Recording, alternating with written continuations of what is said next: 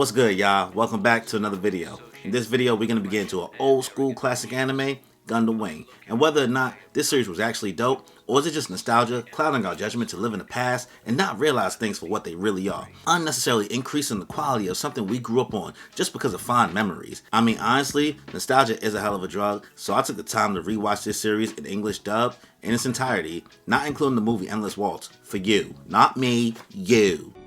Not me, not Hermione, you.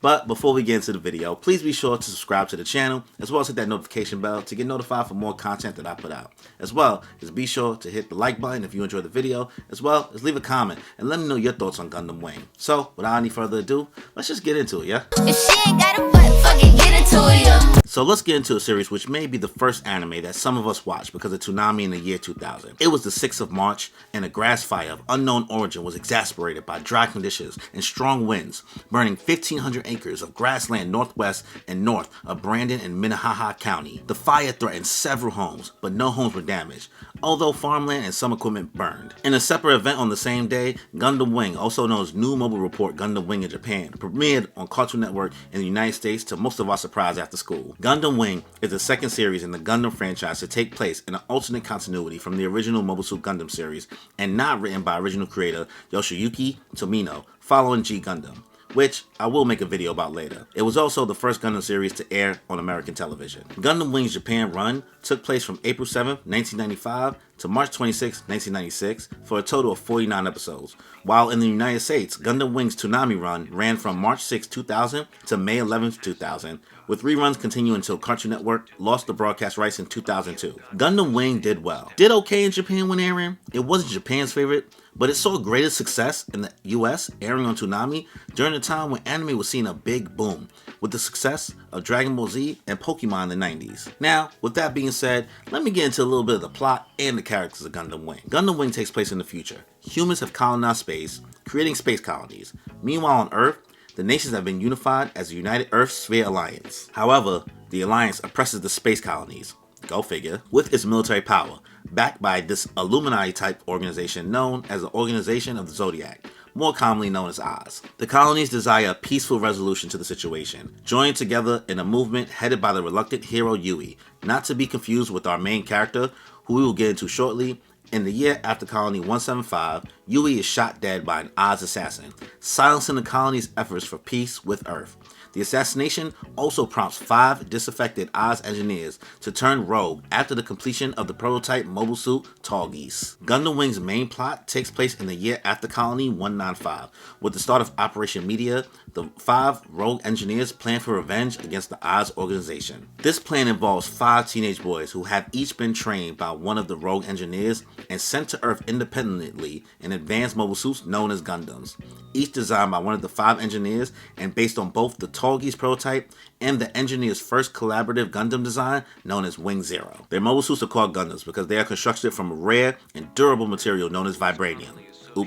I mean Gundam alloy, which can only be created in outer space. After Zordon brings our heroes together, but back on a serious note, the 5 Gundam pilots, Hero Yui, an alias not to be confused with the assassinated leader, Duo Maxwell, Troa Barton, Katra Rababa, Winner, or Weiner, or Wiener, whatever, and Chang Wufei are each ordered to use their powerful mobile suits to destroy Oz before they fulfill their secret plan to overthrow the Alliance from the inside and conquer both Earth and the colonies. Though they are initially unaware of each other's existence, once the Gundam pilots realize they have the same objective of destroying Oz, and in some cases the same missions, they band together to help each other in restoring freedom to the colonies. So let's get into the characters. Hero Yui, which some of you guys might remember as a emo dude with the green tank top. Hero Yui, 15-year-old pilot of the Gundam Wing, and later the Wing Gundam Zero, which honestly looks like most of the other Gundams from the other series, and I am more referencing the Burning and Shining Gundam from G Gundam.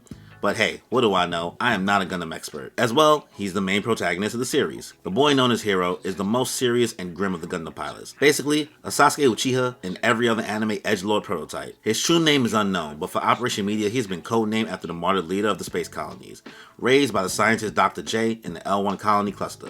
Hero has been trained since childhood to be a ruthless battle machine, equally proficient in mobile suit piloting, personal combat, demolitions, and computer hacking. Then we have Duo Maxwell, my personal favorite. Duo is also 15 years old, and he's the pilot of the Gundam Death Scythe, which honestly is probably the dopest Gundam design to me alone because of the size. And don't try to change my mind. He's an orphan of U.S. descent who was raised by the L2 Colony Cluster's Social Services Program. By the age of 15, he had already been working field operations and as a mechanic. Duo calls himself the God of Death because of the amount of death he witnessed early in his life. Ugh, 9-year-old me must have thought this shit was so dope as a name. Despite his hardships and trauma, Duo was pretty chill, and he has a cheerful outlook. Next, we got Troll Barton. Troll is also 15 years old, and he's a pilot of the Gundam Heavy Arms. Easily the trashiest Gundam out of the 5 in my opinion. Like the title, this Gundam depends on heavy shooting. The amount of times this Gundam runs out of ammo and has to resort to just throwing his guns at enemies and then getting washed up is actually hilarious. Troll is a man of mystery and has basically revealed nothing of his past. Hailing from the L3 Colony Cluster, he brought his Gundam to Earth without detection by disguising himself as a circus clown. While similar to Hero in personality, he's a warrior only by necessity and only fights only when needed. Next, we have Catra Rhabarber Winner, or Wiener, or Wiener. My bad again. Catra is the 15-year-old pilot of the Gundam Sandrock. I don't love this Gundam design, but I don't hate it either. He is the youngest child and only male in a family of 30 children. His 29 sisters were test tube babies, and Catra was born naturally. Sheesh, boy, that's crazy. His father was a wealthy aristocrat who was more of a pacifist from the L4 cluster colony who was opposed to the rule of Oz. Catra didn't really have that bad of a childhood, but deals with the usual storyline of having been the only male in his family and having to inherit his father's fortune and political power. He's not the strongest pilot, but he does excel in battle strategy and tactics. Also, along with Duo, he has to be the most likable personality and has the best character traits in my opinion. And our last pilot is Chang Wu-Fei, our pilot of the Shenlong Gundam, which is pretty dope and reminds me of Sai Saichi's Gundam from G Gundam. Wu-Fei descends from Changs, an esteemed family of Chinese warriors, and is from the L5 Colony Cluster. Due to his heritage of honor and integrity, Wu-Fei arbors the Alliance. Although he has aligned himself with Sally Po and her rebels, he prefers to work alone. When he was younger, he was more quiet and cerebral, but his unwillingness to fight led to the death of his wife, Meilan, my bad, again, a strong girl who took the responsibility of protecting the colony and the newly built Shenlong Gundam onto herself and was killed in battle. In memory of her, Wu-Fei then chose to carry out her path of justice and refuses to fight those he sees as weak, such as pacifists, women, and children. This sounds noble, but in actuality, Wu-Fei is easily tied as my least favorite character, next to Hero Yui. He's just a dick and annoying, and don't tell me he's just a traumatized kid, I don't care. Then we have Relina Peacecraft. Relina is a 15-year-old pampered adoptive daughter of an Earth Alliance Foreign Affairs Minister and the undisputed queen bee of her posh private school, who just wants to be Mixie so bad. She meets Hero and clings to him thinking he's the spice she's been looking for. When Relina's foster father is assassinated by Oz, he reveals with his dying words Relina's true identity, and she decides to continue the pacifist work of her real father, King Peacecraft, by becoming a leading advocate for peace and non-violence in a world full of chaos. As the daughter of King Peacecraft, Relina is one of the heirs to the Saint Kingdom. She decides to reunite her country under the banner of non-aggression and slowly gathers our protagonists together throughout the story, all while being in love with Hero. Don't really know why she's in love with him, but anime, I guess. Next, we have Zex Marquise. Zex is our resident Racer X from Speed Racer. I joke. I kid.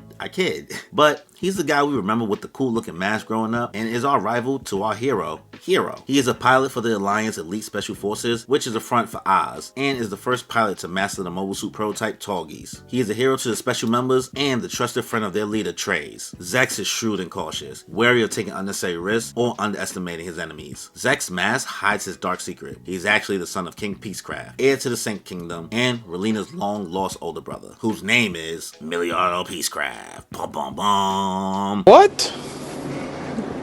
Bro, what are you talking about, man? Honestly, his dual identity gets exposed so early on that it's not even that big of a deal to the characters in the series, because they end up addressing him by both names a lot. Lastly, we have Treize Kushranada. Treize is an aristocrat, Oz Supreme Commander. Treize gained control of the Alliance military through clever manipulation of Earth's ongoing power struggle with the colonies. Seen as charismatic, intelligent, and cunning, but is also ruthless and will take out our heroes at any chance. I won't get too much to his character as of now, since his development alone spoils a lot of the plot, which I'll get into shortly. So, that was our plot, that was the characters, that's a little quick summary.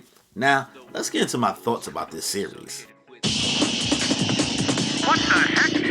That's the mobile suit! It's a Gundam! Round and destroy it!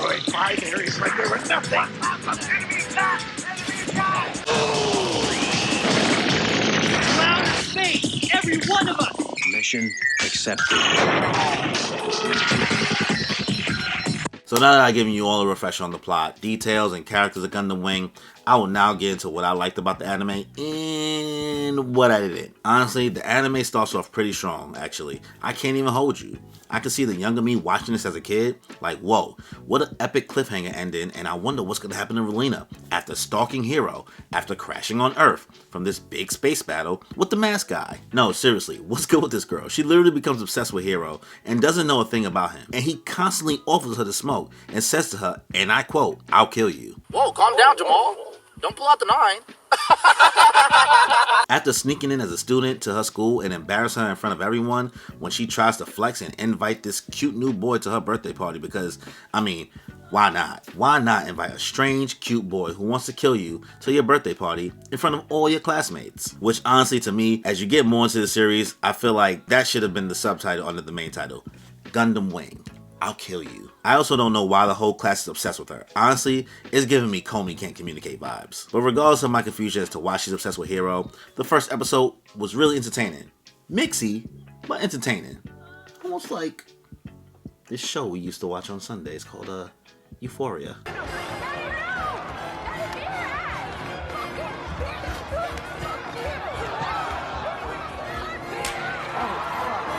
Anyway, honestly, the series stays entertaining for the first couple episodes. We get introduced to a ton of strong female characters, which honestly, I have to give this series credit for making the female characters in this show extremely well written, strong, and independent thinkers. However, they make sure they don't pilot any mobile suits throughout the series. I mean, look, by episode 4, we meet a character named Noin who pimp slaps the fuck out of someone. Then we get introduced to Lady Un, which honestly, she might be bae cause she's cold as ice, boy. Obviously, we start to get introduced to our other pilots as more episodes progress. We get introduced to a lot of them just doing their own thing on Earth and doing whatever mission was specifically chosen for them, but kind of in a dramatic fashion. Troa being in a circus and his last name being Barton is giving me heavy Hawkeye Clint Barton vibes. And by the end of episode 4, Wu Fei's dramatic scream from his ordeal just has me weak. Duo and Catra though, their introductions were pretty good, and honestly at this point, they already start to outshine Hero as a protagonist and a character. You might be wondering why I'm not getting into the specifics of each episode introduction for the pilots, and honestly, it's because their introduction isn't much different from every other episode in the series. Most of the series follows our pilots doing random missions that we don't even see being assigned to them. Some episodes we may have 1 to 3 pilots team up because their individual missions let them to cross paths or meet for the first time, and in best interest, they end up working together for a common goal, but a lot of it is just blowing up random Oz bases and battles with fodder mobile suits just to show off how much better our main characters are at fighting than Oz scrubs. Which, don't get me wrong, the fight scenes are pretty good in the series and don't disappoint when they happen. It's just that I didn't understand why certain things were happening. They were just happening. But maybe it's because I'm stupid. I guess. However, on the other end, for the Oz side of the story, things are a little bit more interesting. Motivations are explained a little bit better, and we get more characterization for Treize, Zex, Noin, and the other characters introduced to be fighting on the Oz side. This really comes to a head by episode 10. Treize arrives at Oz headquarters. He sees the Tallgeese outside. He claims Zex is the only one who could pilot the Tallgeese. Lady Yun thinks Treize shouldn't give Zex too much power, but Treize isn't concerned. They meet Noin and Zex in Treize's office, and Lady Yun, who's in charge of the next operation, says she's giving strategy instructions at 1600, and they are to come. Noin goes with her, but Treize requests that Zex stay. Zex and Treize talk. Zex requests to continue serving Treize, and Treize consents. He wonders why Zex hasn't removed his mask yet. Zex still says he wears his mask as a mark of distinction. Before Zex leaves, Treize calls him Miliardo Peacecraft. He said it! He said it! That night in the headquarters war room, Lady Un announces a plan to move the Taurus mobile suits to the Oz base in Siberia in order to install battle data in them. While transferring them there will also be a forced transport. Un wants the Gundams to arrive so they can be annihilated. She then proceeds to give strategies on how to defeat each individual Gundam, while also giving each one a number-based name for distinction. 01 through 05, as their actual names are unknown to Oz. While this is going down, Hero and Duo, who are currently together in his dorm room as Hero is still acting like he's a student at Relena's school, hear about this mission and decide to go there. Falling for the trap, Catra and Troa are also together and decide to go to Siberia as well. Wu Fei, who has been alone most of the time, also decides to go. Our pilots all fall for this trap, and an epic battle ensues in Siberia. Hero versus Zex and his Tallgeese, and the other Gundams doing their own thing. Lady announces to the Gundam pilots that if they do not surrender and hand over their Gundams, she will launch missiles at the colonies from Space Fortress Barge. Duo, Troa, and Catra immediately halt their actions upon hearing this, while Zex seizes his duel with Hero and contacts Un, he says this isn't what Treize wants, but Un refuses to listen and slaps Noin when she claims Zex is right. When none of the Gundam pilots make an intent to give into her demands, Un orders Barge to fire the missiles. Suddenly, Dr. J comes on all the monitors in the headquarters and the Gundams, claiming that the colonies are not involved and this is his own personal battle with Oz. He then agrees to surrender. Hero emerges from his Gundam's cockpit following this, and Zex is shocked to see that he's just a boy. Dr. J repeats that he'll surrender, but adds he will not hand over the Gundams. And Hero then activates a device that self-detonates the Wing Gundam. His body flies from the explosion and crashes nearby, while Wing's trash frame collapses to the ground. Everyone is shocked that Hero sacrificed his life for the colonies. Gundam Heavy Arms picks up Hero's body, and Zex lets them retreat along with the other two Gundams. Lady Un is notified by Noin that Treize is indeed disappointed with her recent tactics. Showa drives off in his truck while Hero remains in Heavy Arms' hands. Honestly, that synopsis I found for the episode really does show how strong it really is. It is a perfect culmination of the many different factions we've seen over the first 11 episodes come together. After this point, weird dumb things start to happen. For some reason, after all that happened in Siberia, the series decides to keep Hero alive. Bullshit, bullshit, bullshit, bullshit. No, no drinks for me, thanks. Bullshit, bullshit, bullshit. Fine, he's the main character. I get it. Do I think you have better options to choose from our 5 pilots? Yes, but he's alive, which made the sacrifice to me so inconsequential. Also, Zex becomes obsessed with rebuilding Hero's Gundam behind the scenes so that he can have his honorable rematch with him, while our other pilots separate and regroup, which okay, I get it. Anime. But bruh, you are supplying your enemy with their weapon they destroyed themselves, all in the name of honor? Bruh, we gonna act like it's not some funky shit going on in the world right now?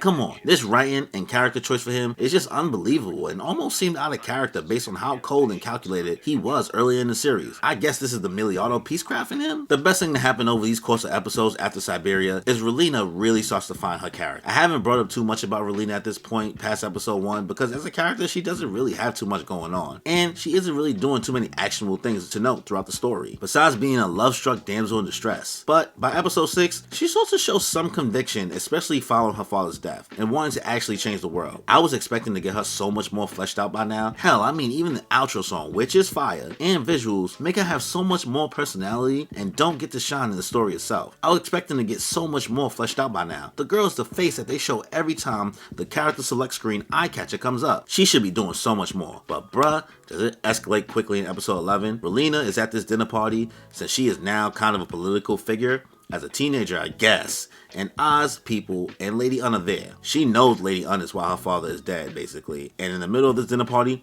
Relena pulled out a strap and let off on Un, and boy. Whoa, calm down, Jamal. Don't pull out the 9. I respect it, but she missed. After this, Noin decided that she wanted to ride out with Relena and kind of help her throughout her cause, which is dope, but guess what? You might as well call this your final goodbye for Relena because you won't see her again for the next third of the series. The series then starts to try to get deep into the psyche of how all of our pilots are scarred from battle, but they are so good at it and are wise for their age and are so selfless for doing this, which all in all is fine and commendable, except most of these characters have done a horrible job of actually showing that. And I can't blame the characters, I mean I could, but I guess it's just the writing in the script. All the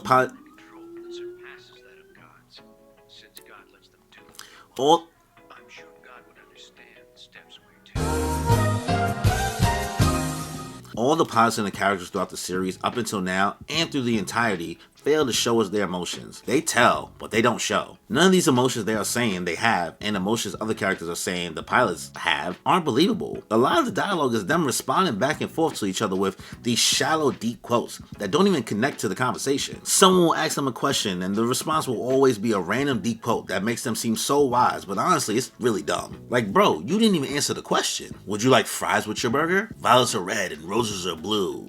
Bro, okay, cute, you deep, but what they gotta do with what we talking about? That's no good. But I digress. So, after Zex rebuilds Gundam 01, he basically invited Hero to Antarctica through Noin. And as his thanks, he tells Zex he'll return the favor by killing him. They duke it out anime style, except Hero decides to use Troa's heavy arm just because Zex didn't reinstall the self-detonation device, this bozo. But in the middle of their fight, Relena pulls out a boss move and interrupts their fight by flying a plane into the middle of it. Dumb, but brave. On the way there though, she has no idea why the Romefeller Foundation, the real assholes behind Oz, want to get rid of Zex. However, Noin contacts Relena and reveals to her that Zex is her older brother, Miliardo Peacecraft.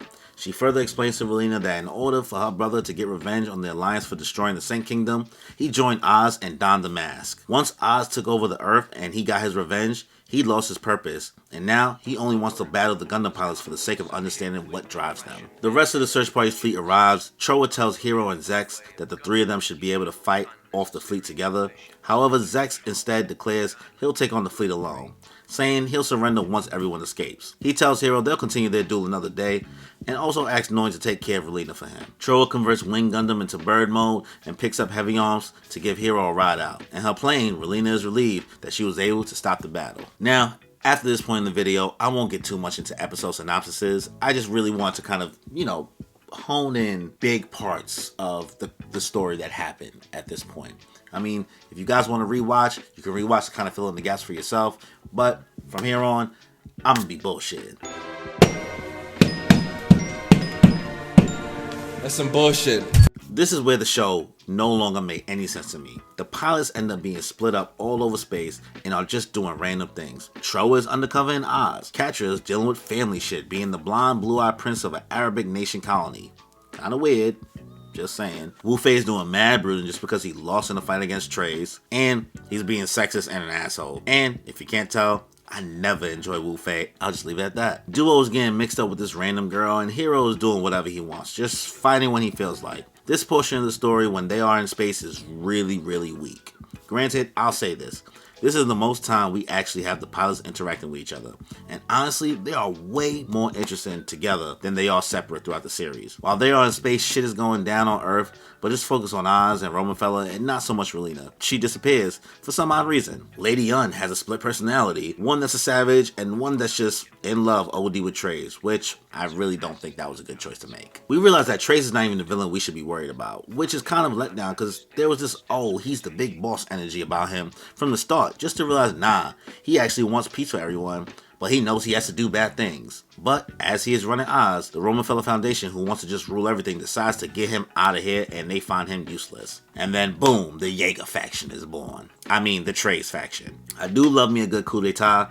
Zex gets the Tolgis destroyed since Romafella basically was hunting his ass down everywhere and fighting him with random mobile suits wearing him down. But no worries. He then decides to take on the identity of Miliardo Peacecraft, and no one knows the difference. He ends up blending back into the politics of it all. False, that's literally not how it went down. People dead ass know he's the same person, and they really just act like he isn't for some reason. He just freely switches between identities throughout the whole series, and everyone knows it's the same person. For all that, just keep the same name. Relina gets reintroduced into the later part of the series, making her a pawn to the Romafella Foundation to act as Queen of the Earth, which, not that bad, honestly. But she's aware and tries her best to get her way while being used as a pawn to create total pacifism for the galaxy. But it isn't much more interesting than that. However, they do give us this anti-Relina, whose name is Dorothy Catalonia, which looks just like Relina, but she's a sicko granddaughter of this dude in the Romafella Foundation who is obsessed with war and thinks it's beautiful. She stays by Relina's side being sneaky as hell, and she's shiesty, but really, she's just sticking along since she knows Relina attracts trouble and is somewhat manipulating her to take actions which will hopefully lead to a bigger fight somewhere else since she just enjoys seeing war. Because she's a sicko, like I said. This scientist out of nowhere ends up helping Zex at some point, and he starts kind of doing his own thing on the side, as Treize is also doing his own thing on the side with his faction and creates the Epion, which I'm not even gonna hold you. Epion Gundam might be the best Gundam in the series. It really gives me OD Master Gundam vibes from G Gundam again. Nice. But Treize eventually gives the Gundam to Hiro in this random encounter just cuz, and Zex ends up with the Wing Zero. But the two end up fighting each other and then swapping Gundams anyway. Whatever. Don't know why that happened. Don't even know why we did the other thing in the first place, but here we are. Also, why is Wu Fei so toxic talking about the weak shouldn't be fighting when the weak fight, they give in and lose their minds? This is like the pot calling the kettle black, and he dead told Noin. Sounds like something a woman would say. Bro, who is this dude, son? I hate him. He's trash. I hate him. Loser! You're a loser! Are you feeling sorry for yourself? Well, you should be, because you are dirt! You make me sick, you big baby! Also, there's this weird, like, Trowa amnesia plot that's mid as hell, and Noin really steps up, actually, during a lot of part of the story during his amnesia part. Tubarov, who's this guy in Romafella, really has some sexual relationship with his mobile dolls. Oh yeah, there's this new fodder that they had called mobile dolls instead of just having people in mobile suits now. They get introduced into the second half of the story, and it's basically now mobile dolls remotely controlled and programmed for battle, which Dorothy thinks is a no-no, since battle is something that is beautiful between humans. While this is all going down, the Romefeller Foundation is attacking colony people and anyone housed in the Trades faction. All while we get this constant push for pacifism. They do a horrible job of explaining what it means for the show. They just say it over and over and over and over again, and never really define it. While in space, our pilots run into the scientists who originally made the Gundams, and these guys are just assholes.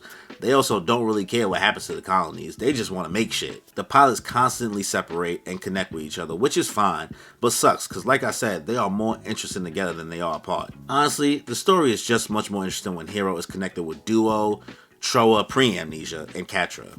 And honestly, in my opinion, the story would have probably been better if it was through the struggle of Catra, who was the most human out of all the pilots. Also, this random faction comes out of nowhere called the White Fang, which also sounds like a team from Zoid's New Century, but we found out the White Fang is actually led by Zex, and Zex is decided to actually just destroy the Earth. Legit scorch Earth method, since he feels like this is the only way to get peace for the colonies. Meanwhile, Trace ends up in power again after one of the heads of Romefeller, Dorothy's grandfather, is killed, and now is trying to stop Zex from destroying the Earth. All the while, both of them, for some reason, have this underlying plan that after all the people will be so scared from this war that there will be peace, and Relena will get to rule in total pacifism, which seems like a good idea, I guess, but bruh, now you just want to destroy the Earth? That don't really make no sense to me, but whatever. Throughout the series, all the characters swear Hero is deeper than what he actually is. They're always asking and saying, oh, what would Hero do? And they'd be like, oh, I'm sure that's what he's thinking. Bro, he's not a role model. That's what bothered me. But also goes to show why everyone else's motivations just seem so unearned. I don't know, man. So if it sounds like I'm really all over the place during this like review and kind of like how I'm giving my thoughts in the series, that's because this series is all over the place for the most part as well. It really just doesn't know what it's doing. And I do know there's some back end things that happened during production that kind of messed up the scripting and who was working on what of the story. But all that being said, literally by episode 40, they legit have to have a dialogue between some random soldier and the doc who helped Zex in order to explain what's even going on in the show. Saying who's at war and what the different factions are, like where the pieces are and who's actually, like what everybody's objectives are. Like we don't really know what's going on until this even happens. And even then, I still don't know what's going on. Like I said, I might be dumb though. True, and yeah, that's pretty true. That's true, and yeah, that's true. That's true. Also, they waited until episode 41 to change the intro song. There are 49 episodes. Why would you wait till episode 41 to change the intro song? Whatever. Another character choice that I end up hating in the story after this point is that Noin folded from doing her own thing all these episodes and helping the pilots in space, and ended up joining Zex as soon as he pulled up and was on some I wanted to betray him, but now I see that pretty face, I could never type shit. But anyway, with all my random rambling, we are at the climax of the story. The final war between Earth and the colonies, Zex versus Trace. All while Relena is kidnapped, kind of, during it, but gets saved by her bae, Hero. And all the pilots are trying to figure out whose side they should be on while Mommy and Daddy fight. And by Mommy and Daddy, I'm talking about Trace and Zex. They really just end up fighting whoever wants to smoke, honestly. Because like I said, no one gives these kids any real direction. They're just doing stuff. And honestly, why does it take until the episode before the last for Hero to finally be like, believe in me, Relena, and say he swore to protect her? Bro, all series, he said he was going to kill her. And now he has some type of romantic interest in her in some type of way. Like, how am I supposed to believe this shit? I don't believe this shit. Did you believe this shit when you watched it?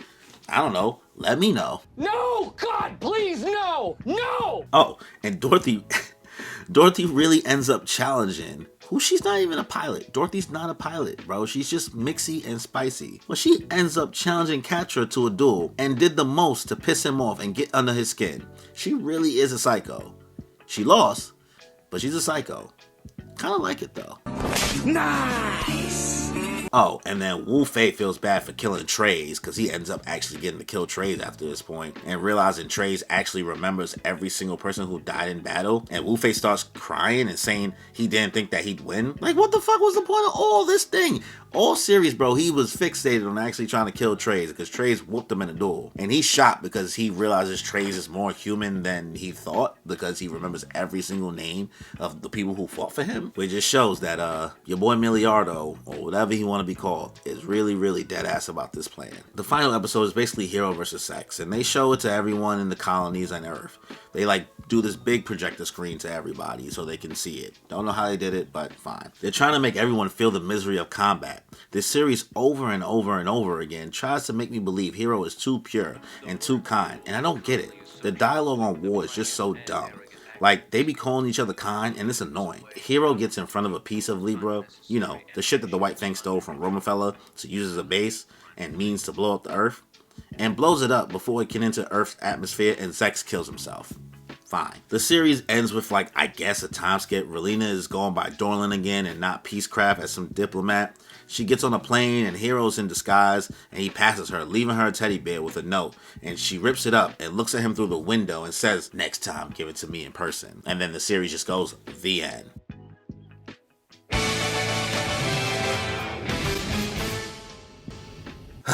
Alright, so that's my Spark Notes of Gundam Wing. You felt like it was all over the place? You felt like it was shitty? So be it. I mean, the series is all over the place and kind of shitty, if I'm being honest. I mean, yes, this is my first time doing a video in this format, in long form, and actually trying to write a script. This took me a minute. Overall, do I think Gundam Wing is actually good, or is it just nostalgia clouding our judgment? You know what I think it is? Honestly, growing up, I never saw Gundam Wing in its entirety in order. A lot of the time, it was random episodes, and I was so young, I didn't know what was going on. I saw cool fights, cool robots, and visuals I wasn't used to seeing in American cartoons. And looking back on it, I could see why younger me thought it was fire. But younger me was also not looking at the plot. And I know some people say it's good for the time, but honestly with G Gundam, video coming soon, releasing before this, and anime such as Ghost in the Shell, Neon Genesis Evangelion, and Tension Universe, video also coming soon, releasing the same year, I can't really excuse the poor quality of the direction of this show. The character dialogue is shallow as all hell, and it's really trying to sound smarter about war than it actually is. And that's sad given Gundam is a series that usually does a good job depicting it. Honestly, I wouldn't recommend anyone who has just a, nah, Gundam Wing is fire, bro, that used to be my shit back in the day type of energy. Like, if you haven't watched it in 20 years, and that's like literally the only, you know, memory you have of it, don't do it. If you love Gundam though, sure, go for it. But in good conscience, anyone I'm actually friends with, I would tell them not to watch this series and maybe watch G Gundam instead, which I think is sillier and doesn't take itself as serious, all while being funny and action-packed. Overall, Gundam Wing, I could give it a 4 out of 10, and that's because the fight scenes are actually just that good. But let me know your thoughts on Gundam Wing in the comment section below. You know, what you think about the video as well, and if you think what I'm talking about is absolute nonsense. Also, if you enjoyed the video, please be sure to hit me with a like. And be sure to subscribe to the channel, as well as hit that notification bell, because guess what? I am going to be making a Tenchi Muyo video soon. So, on that note, y'all, enjoy your life. I'm feeling great and feel the vibe. I'm really grateful we alive. And I'm feeling great cause lately I've been on the way to something great. And I feel alive cause I create like every day and I'm on to